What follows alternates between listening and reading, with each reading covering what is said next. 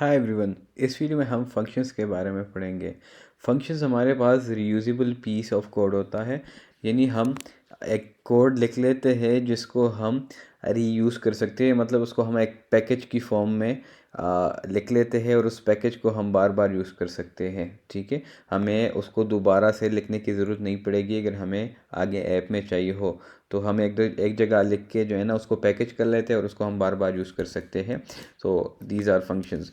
Example एक मैं देता हूँ, मैं एक फ़ंक्शन लिखता हूँ जिसका नाम होगा से हेलो। तो पहले नाम लिखेंगे, उसके बाद मैं पेरेंथेसिस डालूँगा जिसमें हम नॉर्मली इनपुट्स देते हैं। ठीक है, फिर मैं जो है ना फ्लावर ब्रैकेट्स डालूँगा जिसमें हम अपना सारा लॉजिक लिखते हैं। तो लॉजिक में मैं लिखूँगा कि मैं प्रिंट करूँगा इधर हेलो। ठीक है, तो ये बेसिकली मेरा फंक्शन यही लॉजिक जो है ना इसका एग्जीक्यूट करेगा। ठीक है, ये मैंने एक फ़ंक्शन बना लिया जो कि प्रिंट कर रहा है हेलो। तो इसको मैं अगर रन कर लूँ तो आपके पास कुछ भी प्रिंट नहीं हो रहा। उसकी वजह यह है कि फ़ंक्शन को हमें कॉल करना पड़ता है। जो पैकेज हमने बनाया है ना उसको हम कॉल करते हैं तभी वो हमारे पास एग्जीक्यूट होगा। ठीक है, इसको हम जितना भी कॉल करना चाहें हम इसको कॉल कर सकते हैं। ठीक है, तभी तो इसको हम रीयूजेबल पीस ऑफ कोड कहते हैं। अच्छा, और इसका एक और फ़ायदा यह है कि इधर मैं अगर हेलो वर्ड कर लेता हूँ तो इन जिधर जिधर भी ये मैंने कॉल किया तो उधर सारी जगह पे ये चेंज रिफ्लेक्ट हो जाएगी। ठीक है, तो हेलो वर्ड हर जगह आ गई है। तो ये हमारे पास फंक्शन का फ़ायदा है कि रीयूजेबल पीस ऑफ कोड है हमारे पास। ठीक है, और हमें जब चेंज करना हो तो हम एक जगह कर लेते हैं और सारों जगह रिफ्लेक्ट हो जाती है।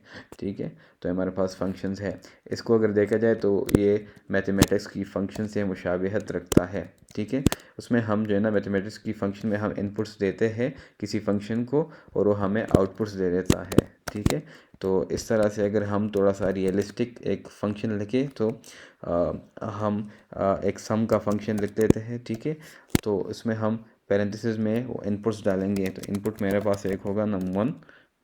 ठीक है, इसके बाद होगा दूसरा इनपुट num2। ठीक है, मतलब दो नंबर में एज एन इनपुट डालूँगा सम फंक्शन में और ये हमें आउटपुट क्या रिटर्न करेगा, वो होगा num1 प्लस num2, यानी इन दोनों नंबर का सम हमें रिटर्न करेगा। ठीक है, अच्छा, अब जो वैल्यू ये फंक्शन रिटर्न करेगा वो हम स्टार्ट में डालते भी हैं।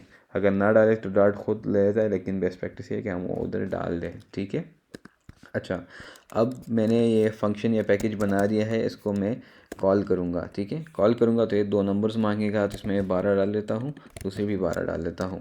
ठीक है, इसको अगर मैं अभी रन करता हूँ तो कुछ भी नहीं प्रिंट हुआ। इसकी वजह यह है कि हमने ये फंक्शन कॉल किया, इसने हमें इन दो नंबर्स का आउटपुट भी दे दिया लेकिन उसको हम यूज़ नहीं कर रहे। ठीक है, तो इसको अगर मैं प्रिंट में डाल दूँ, ठीक है, तो अभी ये हमारे पास इसको प्रिंट कर देगा। ठीक है, मैं सेमीकोलन इधर डाल देता हूँ।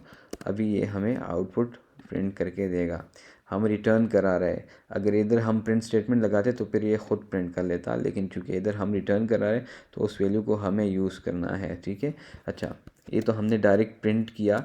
इसकी जगह हम, चूँकि इसका रिटर्न टाइप इंटीजर है तो ये हम एक इंटीजर वेरिएबल में इसकी वैल्यू स्टोर भी कर सकते हैं। जैसे मैं इसको नाम देता हूँ एडिशन इक्वल्स टू सम, और इसमें मैं वैल्यूज़ डालता हूँ। जैसे इस दफ़ा मैं कर लेता हूँ 10 और दूसरा भी मैं 10 कर लेता हूँ, तो इसमें 10 स्टोर हो गया है। अब अगर मैं इसको प्रिंट करूँगा, सॉरी, एडिशन को मैं प्रिंट कर लेता हूँ, तो ये भी मेरे पास वही वैल्यू देगा। ठीक है, तो इस तरह से हम फंक्शन लिखते हैं। हमारे पास सबसे पहले रिटर्न टाइप हम स्पेसिफाई करते हैं, फिर हम नाम स्पेसिफाई करते हैं और फिर हम पेरेंथेसिस का सिंटेक्स डालते हैं।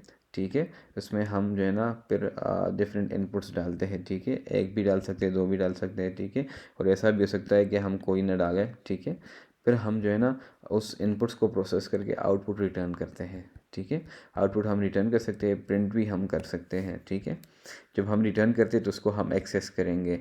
ठीक है, अगर हम सिर्फ रिटर्न करेंगे तो कुछ भी नहीं होगा। हम उसको किसी वेरिएबल में सेव कर सकते हैं या हम उसको डायरेक्ट हम प्रिंट कर सकते हैं जिस तरह हमने इधर किया है। ठीक है, तो इस तरह से हम फंक्शन लिखते हैं और मैथमेटिक्स में भी फंक्शन इस तरह से काम करते हैं। तो इस वीडियो के लिए इतना ही गाइस। अगली वीडियो में हम फंक्शंस के बारे में मज़ीद एडवांस पढ़ेंगे। Thank you.